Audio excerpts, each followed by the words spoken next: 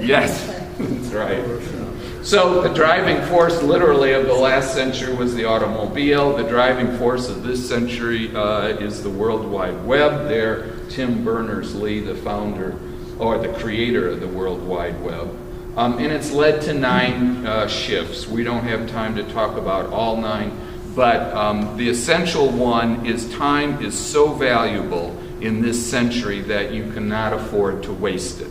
And so young people, this is all about Generation Y, because they're the ones creating this century. They're the ones born to this century.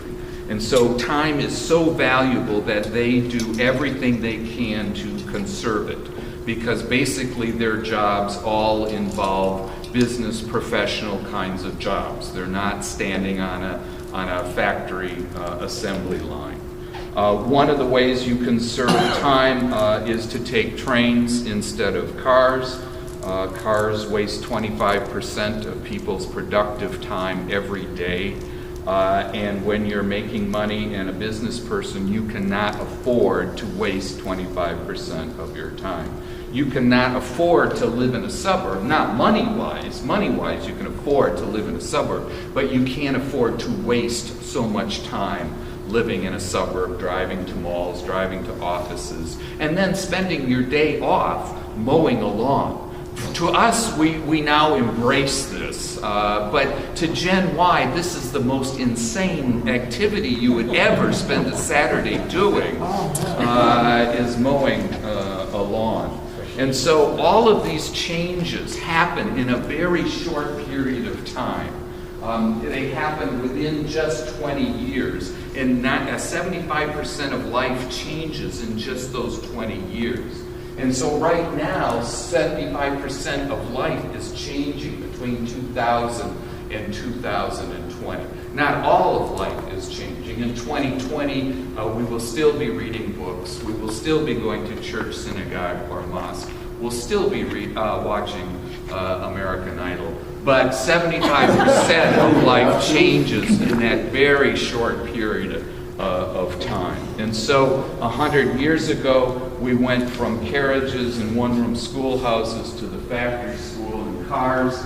And in this period of time, 100 years ago, was when the old order declined, the new order emerged. In 1920, we were in the industrial age. Today, we're in the same thing. We're going through the exact same thing that our great-grandparents went through 100 years ago. And by 2020, game over. There will still be cars in 2020. There'll be some suburbs. But basically, if you went back to 1920 and went into a high school and said, how many of you would like to inherit your family farm? Because Horace Greeley actually said, if you can't inherit your family farm, go west. So would you like to inherit your family farm? Or would you like to make 10 cents an hour in a dingy factory? 90% of the kids said, and did say, I'm going to the factory. And so in 2020, if you go into a college and say, how many of you would like to work in an office and live in a suburb and drive an SUV?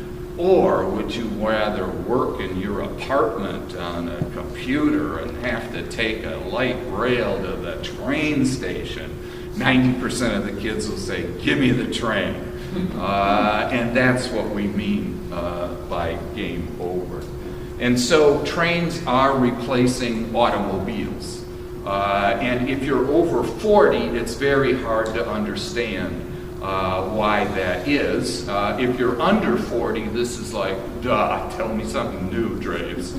But Gen Y will tell you two things. They will say, number one, automobiles are destroying the planet. They are about 40% of all pollution in the United States, the most polluting country per capita in the world. They will also tell you there's no way I'm going to live in a suburb and expose my kid, my child, to being killed in an automobile, because automobiles cause over 30,000 deaths in this country, but over 1 million worldwide. Trains, of course, 8 times as safe as automobiles. Hard to remember when the last person died on a train here in Wisconsin. Not hard to remember when the last person got killed in an automobile accident in Wisconsin. That was today.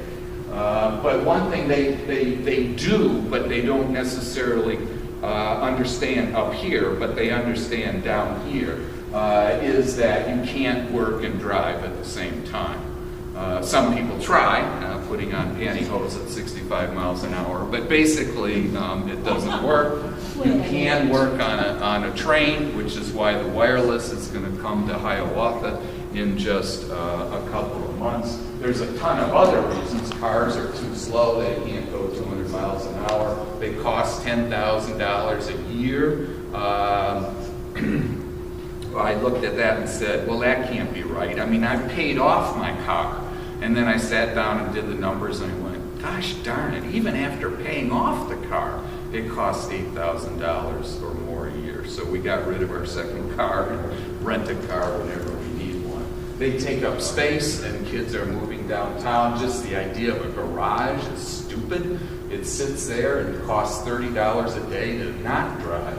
And then, of course, if you live in Wisconsin and are like me, you can discover that there is no DUI on trains, and that's another reason why we like it. So just to review where we came from up until this year. Number one, auto industry over the last 10 years becoming increasingly desperate. They are trying everything. 100 years ago, carriages. My great-grandfather ran a carriage business in Racine. It was called the BB cart, and it was amazing. You could go over a log without ruining the wheels. Then he sold it to some guy named John Deere, and I have no idea what John did with it, but obviously he's not around. But carriages 100 years ago were being forced out by cars, and so they put on all sorts of like lights and windshield wipers. So cars are trying to do the same thing. They're trying to become like the World Wide Web by putting computers in there. They're experimenting with hybrid, electric, natural gas, flying cars, driverless cars. It's a desperation move. When you see this thing going on, you know they don't have a clue, and they don't about engaging Gen Y. Just for historical sake, in 2000, when I was predicting the future, people would come up and say, well, cars fly? And I would go, no, and that was the wrong answer. The right answer was cars did fly. And Henry Ford had a car that flew. Charles Lindbergh called it the worst airplane in the world. But he had a test pilot that flew it until the test pilot died in a crash, and no more of that. The nuttiest thing is the driverless car. This drives me nuts. The idea that the driverless car is going to figure out up north in Wisconsin whether that thing or that thing is the real deer, it's not going to happen. It takes 14,000 computers for that car to figure out that's a cat. Really. Our driverless car, no, it's not going to happen. And so there are a number of things that bring us up to 2014. My top three: number one, the auto industry, totally desperate.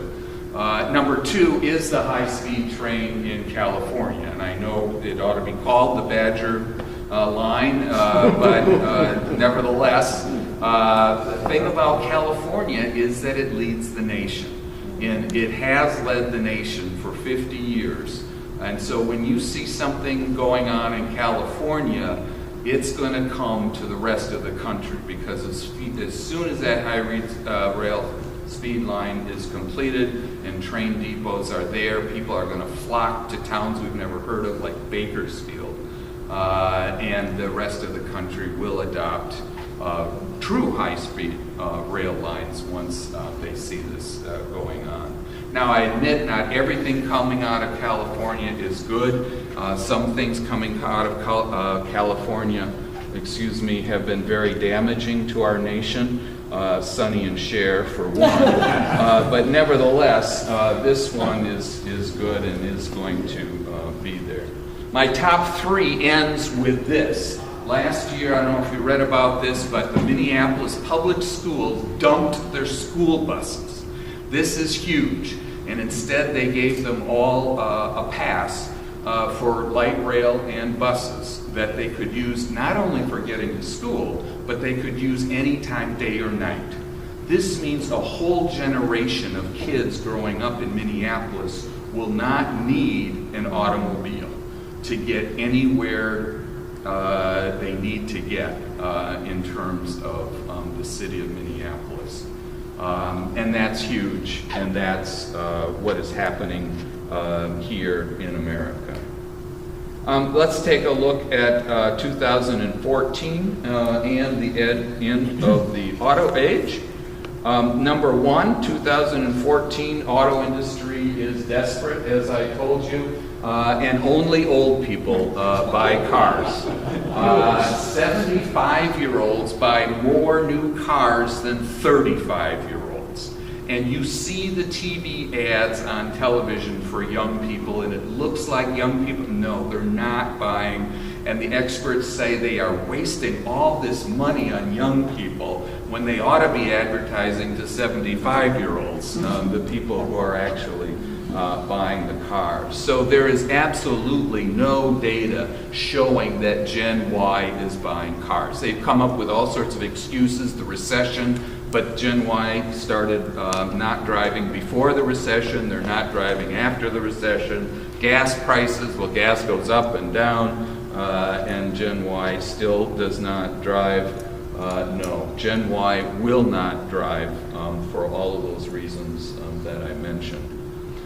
Then we did predict that suburbs would go into decline, and in 2012 the U.S. Census Bureau confirmed that that was the first year when cities were growing more than suburbs. And now this will be continuing for the rest of our lives. Poor people will move to the suburbs. And in the last few months, we're getting information from people living in suburbs about how the demographics of their suburbs are changing. They're getting older, they're getting poorer, more rental units, as high-earning individuals move back into the center city. Why? To conserve time. It's all about time. And so they are moving downtown. This is